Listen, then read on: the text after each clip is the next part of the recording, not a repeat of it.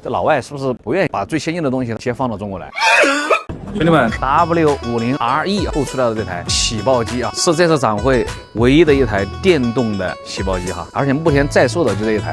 他们主要是卖往什么国家呢？比如像芬兰这种对于这个用新能源的产品有补贴的这种国家。那我刚才问了他一个问题，我说你在中国卖不卖？他说可能要2、3年以后。我最开始的理解呢，老外是不是把最先进的东西他不愿意先放到中国来，对吧？有没有这种想法？然后呢，我又追问了一下。